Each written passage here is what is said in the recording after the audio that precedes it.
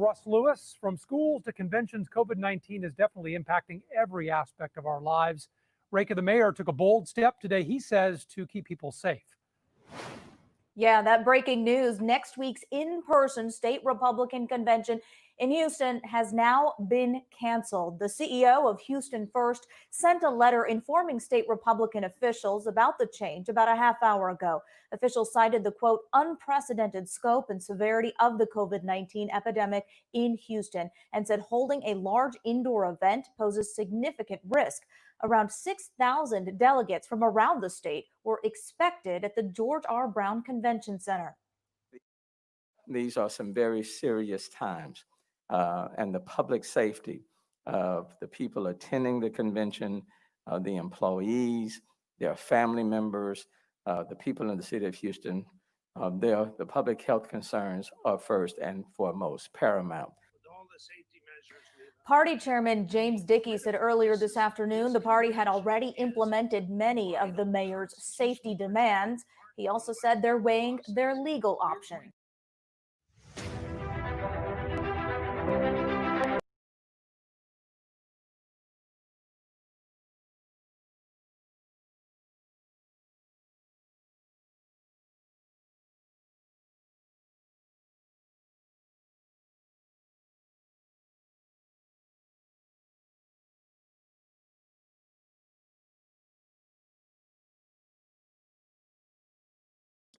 I'm sorry, this is Thad Cisneros for Latinos for Trump News. There are a lot of things going on today in regards to COVID virus.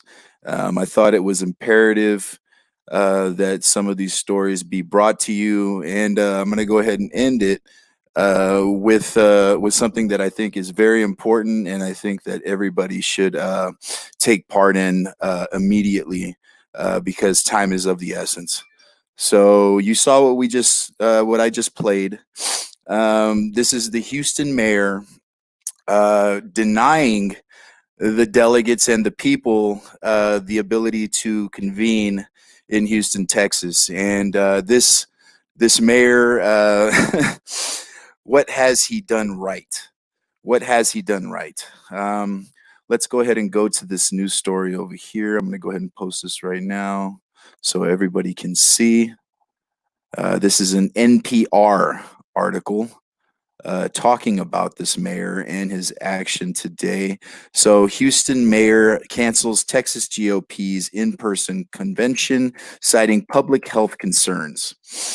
Okay, so a week before the Texas Republican Party's in-person convention was set to draw thousands to Houston, city officials have hit the brakes.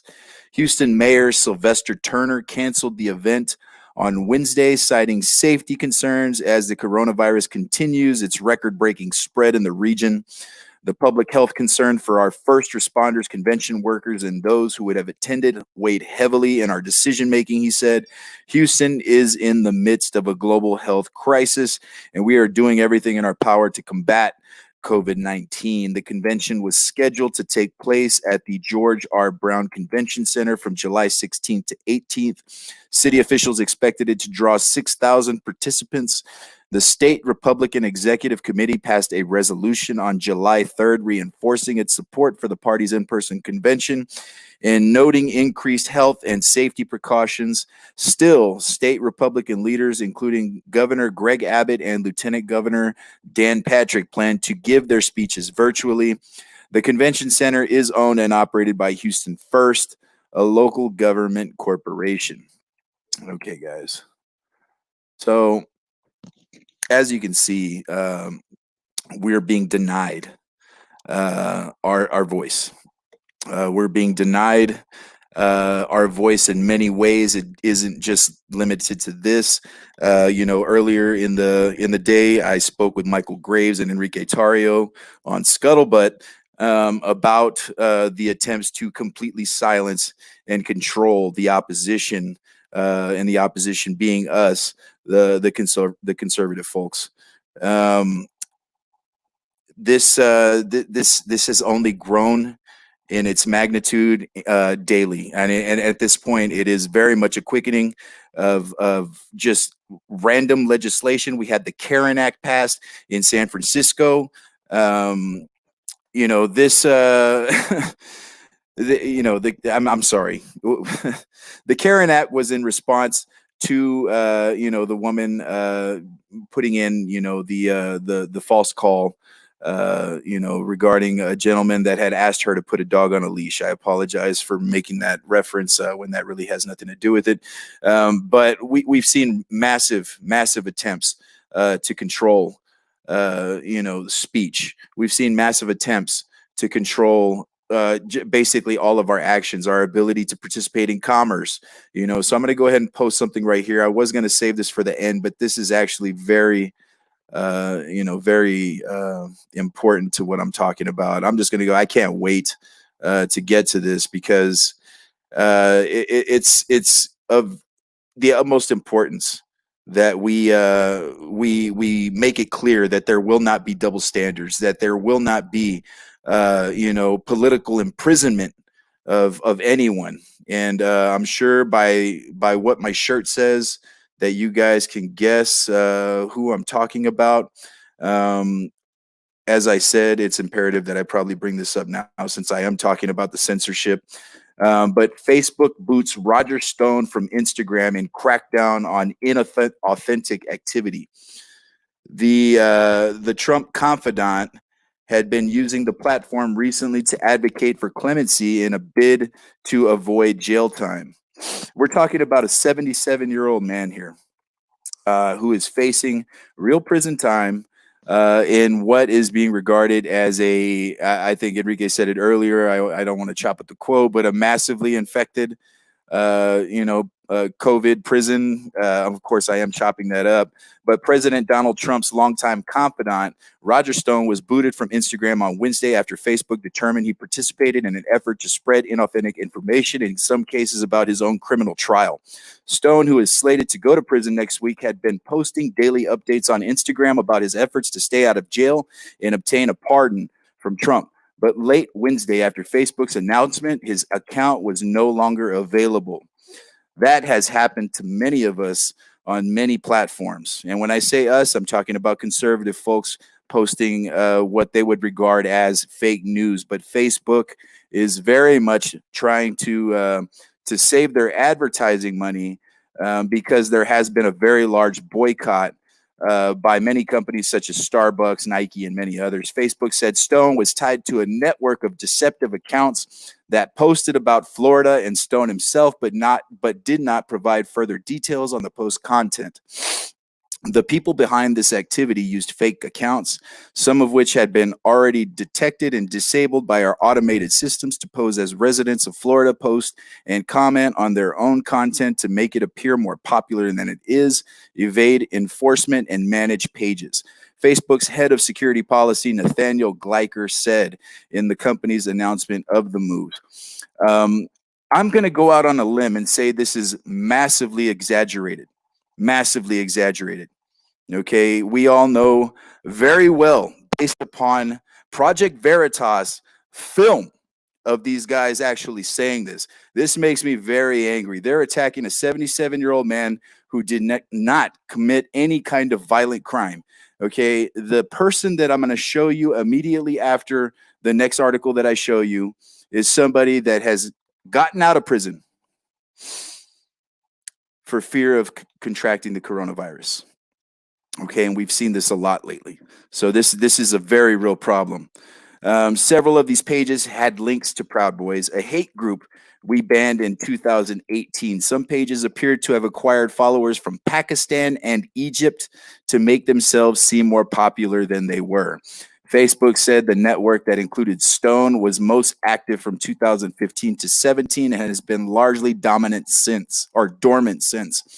But back then, it regularly posted about local Florida politics and promoted Stone, as well as his books, websites, and his media appearances. The pages also promoted WikiLeaks releases of hacked emails from Hillary Clinton and her allies in late 2016.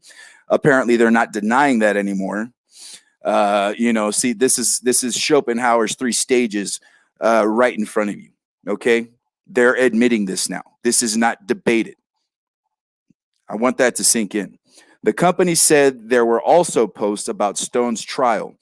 The 2-week jury trial, which was scheduled by the judge in March 2019, began on November 5th and ended with Stone's conviction on November 15th for repeatedly lying to congressional investigators pursuing allegations of Russian interference in the 2016 election.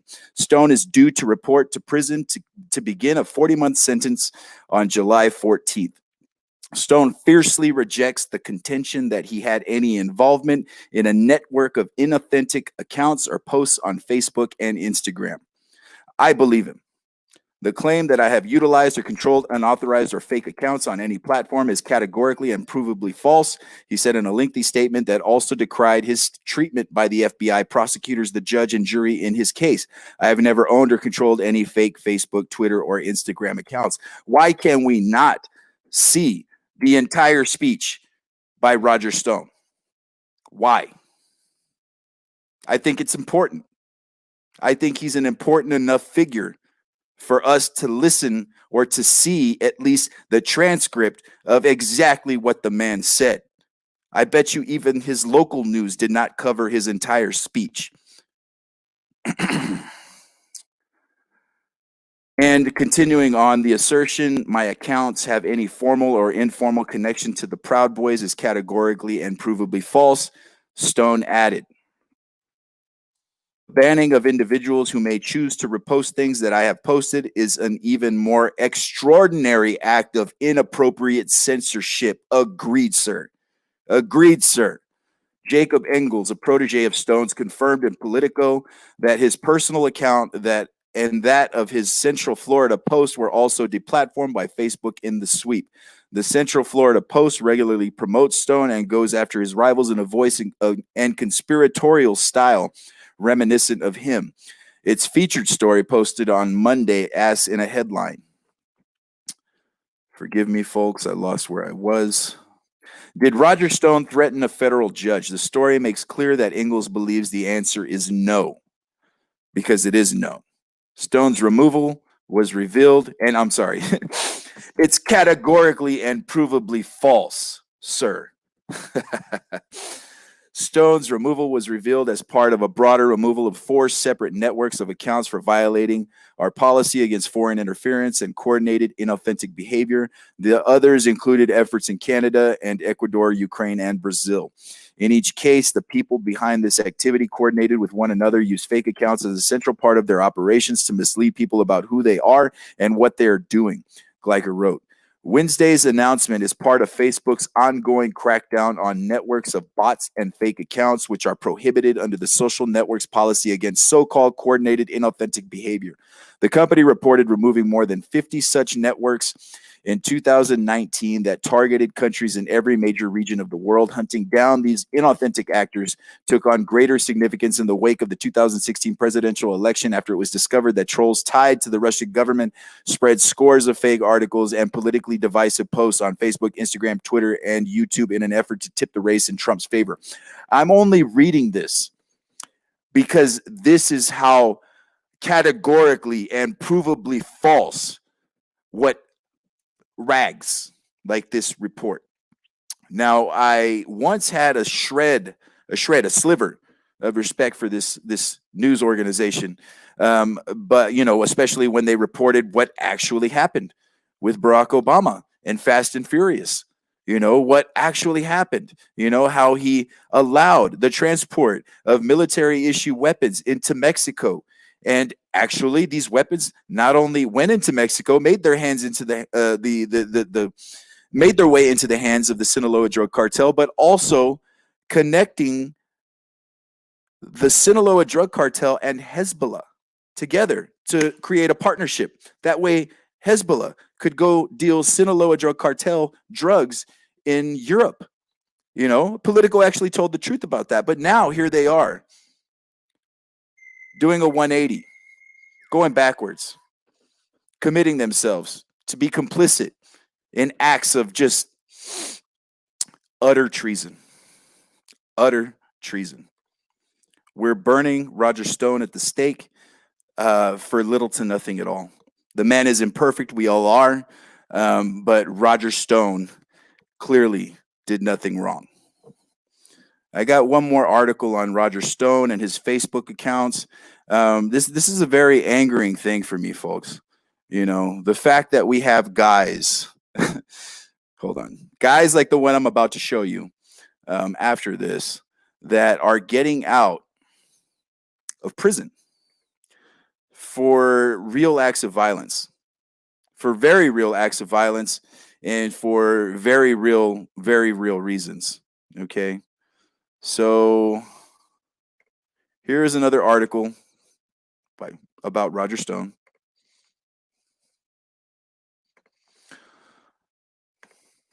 This one is from RT. And Facebook bans accounts linked to Roger Stone, Proud Boys, and Brazil's Bolsonaro in fight against coordinated inauthentic behavior. Facebook has banned dozens of pages allegedly linked to ex-Trump advisor and Republican operative Roger Stone, as well as Brazilian President Jair Bolsonaro, in its relentless battle against political misinformation networks. The 100-account network said to be linked to Stone, a Florida resident, was discovered in the course of an investigation into the right-wing group Proud Boys, banned from Facebook years ago, like social media behemoth revealed on Wednesday in a blog post. Some 54 accounts, 54 pages, and 4 Instagram accounts were removed from the purge. Okay, these are basically the same facts that we read earlier. Stone, a self-styled dirty trickster, which he never described himself as, whose history with the Republican Party goes back decades, is due to report to federal prison next week on charges of lying to Congress, obstruction of justice, and witness tampering, for which he was sentenced to 3 years in prison. His lawyers have petitioned to have his incarceration delayed due to the coronavirus, citing his age 67. I thought he was 77. Regardless, we're talking about an older man. The former Trump advisor was barred from social media last July after federal judge Amy Berman Jackson accused him of breaching a gag order regarding his case. The account supposedly linked to him had posted about his website, books, and media appearances, as well as the WikiLeaks material released in the run-up to the 2016 election, Stone's trial, and a Florida land and water resources bill. You know, this stranglehold on our right to talk is becoming more and more of an issue. They are pushing further and further and further. If any of you want to comment on this or ask a question, go ahead. If you have any links that you think should be seen, go ahead and pass them in. I'm going to go ahead and open that up right now because I'm very interested to see what the viewers here think about the fact that Roger Stone, who did nothing wrong, they're really making a bid to just get him silenced so he can no longer appeal to Donald Trump. Any and everybody, I would ask that you go and sign the petition. If anybody knows the website address for the petition, I apologize, I did not pull that up. If you know the address, post it in the comments. I will put it on the screen. Roger Stone needs each and every one of you to sign the petition to ensure that Donald Trump, commutes his sentence or, just drops the charges. Because we're talking about releasing somebody. And this is going to blow your mind, folks. I don't know if you guys are aware of this scumbag. But here we go. Let's take a look at this and compare this gentleman to Roger Stone. Yeah. This is what we're dealing with, folks.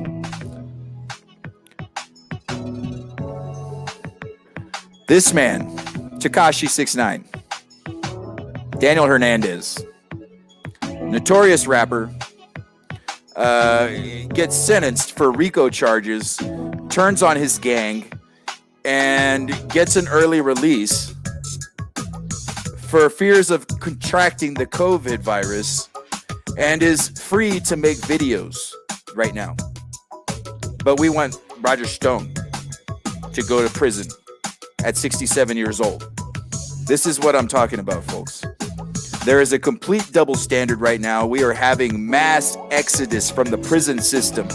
Mass exodus from the prison system. And it's scary right now. It's scary. But we want to put Roger Stone in prison. We want to put Roger Stone in prison, but we want to let people like this out. That's enough of that nonsense. As you guys can tell, this is a very angering topic. For someone like myself that goes out, I'm trying to look at the rest of the comments here. Am I even Latino? Yeah, I'm Latino, bro. Is that something that we're questioning? Are we gonna call me like what, an Uncle Jaime or something like that? I am very much Latino and Native American. Thank you for asking that. Junior03. I appreciate that. Okay, folks, I'm gonna go ahead and run through the rest of the news. I can't load the comments for some reason. A few more to go through. We're at 20 minutes. I wanted to cut this at 30 minutes. So what we have next is more COVID news. Brain problems linked to even mild virus infections study. Potentially fatal COVID complications in the brain, including delirium, nerve damage, and stroke, may be more common than initially thought. A team of British-based doctors warned Wednesday. Severe COVID-19 infections are known to put patients at risk of neurological infections, or complications rather, but research led by University College London suggests serious problems can occur even in individuals with mild cases of the virus. The team looked at the neurological symptoms of 43 patients hospitalized with either confirmed or suspected COVID-19. They found 10 cases of temporary brain dysfunction, 12 cases of brain inflammation, 8 strokes, and 8 cases of nerve damage. That's very concerning, people. That's very concerning because we know that we have a different element to this form of coronavirus. This is not the standard coronavirus. This is coronavirus genetically engineered. And I'll go out and say that's my opinion, even though I worked with CRISPR-Cas9 technology in Seattle, Washington. And I know for a fact that COVID-19 was genetically engineered using CRISPR-Cas9 technology to include the HIV delivery system. So most of those patients with inflammation were diagnosed with acute disseminated encephalomyelitis. ADEM, a rare condition typically seen in children after viral infections. We identified a higher than expected number of people with neurological conditions such as brain inflammation, which did not always correlate with the severity of respiratory symptoms, said Michael Zandi, a UCL's Queen Square Institute of Neurology and University College London Hospitals NHS Foundation Trust. The research published in the journal Brain showed that none of patients diagnosed with neurological problems had COVID-19 in their cerebral spinal fluid, suggesting that the virus did not directly attack their brains. Perhaps crucially, the team found that ADEM diagnoses not related to the severity of the respiratory COVID-19 disease. Given that the disease has only been around for a matter of months, we might not yet know what long-term damage COVID-19 can cause, said Ross Patterson from UCL's Queen Square Institute of Neurology. Doctors need to be aware of possible neurological effects, as early diagnosis can improve patient outcomes. With more than 11 million confirmed infections worldwide, COVID-19 is known to cause a variety of health complications in addition to lung infection. While the results of the SUGGEST study that the brain complications could be more common among virus patients than first thought, experts said it didn't mean that brain damage cases were widespread. The scrutiny that the pandemic attracts means it would be very unlikely that there is a large parallel pandemic of unusual brain damage linked to COVID-19, said Anthony David, a director of UCL's Institute of Mental Health. But this is not the only, article that we've seen today, so let's take a look at the second article. I'm going to go ahead and pull that up regarding this information right here. Folks, you need to be paying attention to this. It's imperative that we pay attention to this because I do not deny that COVID-19 is real. I do not deny its existence. What I do deny is that masks in any way, shape, or form protect us from the COVID virus. Okay. In fact, what they do is put us in a hypoxic state, a severely hypoxic state. So I'm going to go ahead and put this other article up here. And let's see.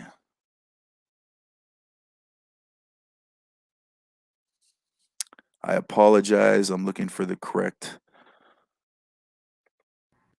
Okay. So this is from the UK Sun. Brainbuster fears coronavirus will spark brain damage epidemic as even mild cases cause inflammation. People who have contracted the coronavirus could also suffer brain complications, experts have revealed. Conditions such as brain inflammation, strokes, nerve damage, and delirium have all been named as complications that could be caused by COVID-19. Now, the reason I wanted to take a look at this one, because this one mentions the word delirium. What are we seeing in the streets? What are we seeing at protests?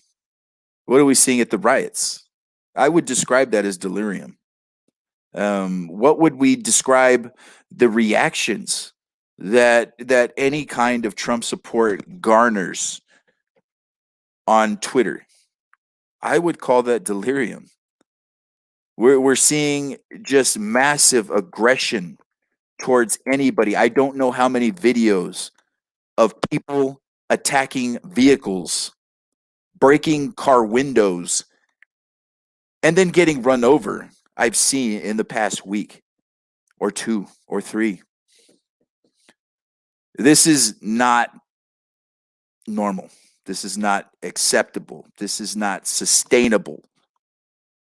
And when you watch these videos of these people attacking these cars, you know, and then they get run over, you hear, oh my God, oh my God, oh my God, because reality finally sets in. They're in a trance. They're delirious. They're completely hypnotized by what they read on Twitter, by what they watch on CNN, on CNBC, MSNBC, what they see on these vitriolic rants that they call news is putting them in this state. It's maddening. It's maddening, folks. So experts from University College London's Institute of Neurology have now warned that brain damage epidemic could be on the way after they found that some patients with the coronavirus did not experience severe respiratory issues. They also said that the neurological disorders were the first symptom that some COVID patients presented with. They warned that the doctors needed to be aware of neurological effects that could be present when patients have COVID-19, as even mild cases of the virus can cause inflammation. Inflammation is a bad thing. They're actually showing, imaging of what is happening here, and what we're seeing is massive inflammation in the brain, and the pressure that results from inflammation of the brain can cause very real brain damage and can give you very real neurological effects. When this happened to my daughter, she had nystagmus that you couldn't even catch up with her eyes. Her eyes were teetering back and forth like this. Acute disseminated encephalomyelitis. Encephalomyelitis. This is what COVID-19 might be causing, that we aren't catching, that we're barely catching. If this is the case, I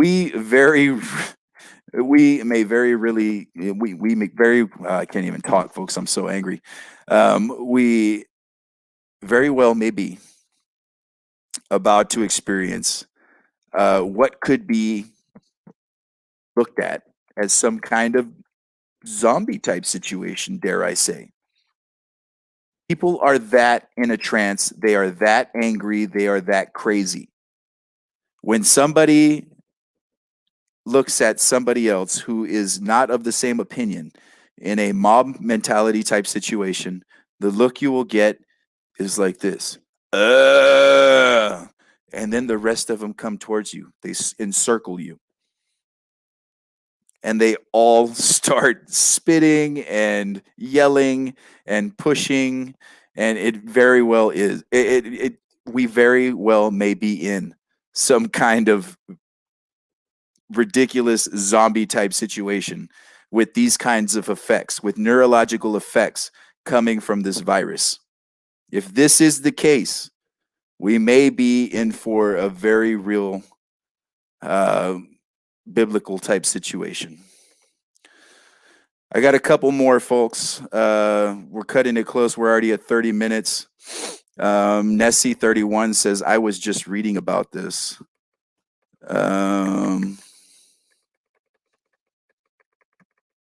I wish I could scroll down the comments, guys, but I can't. I apologize. So I am going to go ahead and put up possibly 2 more articles. Please, folks, if you do, if you will, please do go and sign the petition for Roger Stone. I apologize for not having that on hand, but please do go over there and sign the petition so President Trump will pardon Roger Stone. COVID cuts a lethal path through San Quentin's death row.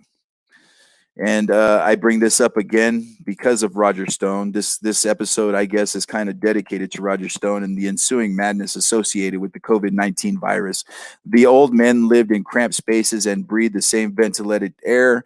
Many are frail, laboring with heart disease, liver and prostate cancer, tuberculosis, dementia, and now with the coronavirus advancing through their ranks, they are falling out one after the next. This is not a nursing home, not in any traditional sense. It is California's death row at San Quentin State Prison, north of San Francisco. It's 670 residents. They're serial killers, child murderers, men who killed for money and drugs or shot their victims as part of their wasted gangster lives. Some have been there for decades, growing old behind bars. One is 90. One is 90. And more than 100 are 65 or older. Executions have been on hold in California since 2006, stalled by a series of legal challenges, and they won't resume anytime soon. In 2019, 2 months after taking office, Governor Gavin Newsom. It's like saying, hello, Newman. Gavin Newsom. What a garbage pail kid. Gavin Newsom is a garbage pail kid. That's my opinion.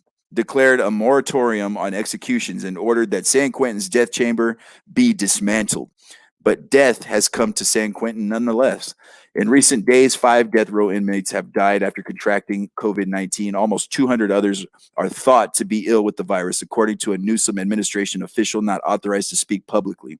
Scores more are refusing to be tested. For now, there is no clear remedy and no end in sight. San Quentin staff, especially medical staff, is simply drowning among the chaos. State Public Defender Merrick McComb sent a letter last week to the State Senate Public Safety Committee. San Quentin desperately needs a significant number of additional personnel and quickly. Correctional officers are working double and even triple shifts. Doctors have been working 12-plus hour days, 7 days a week for the past 6 weeks, McComb wrote. Men, including some who have tested positive, report not having access to doctors, not receiving medication for symptoms such as coughs, and not receiving regular oxygen level or blood pressure checks. San Quentin's coronavirus outbreak could prove to be the worst at any prison in the nation. It began in mid-June, shortly after California Department of Corrections and Rehabilitation transferred 121 inmates to San Quentin from the state prison in Chino, east of Los Angeles, in a failed effort to stem an outbreak there.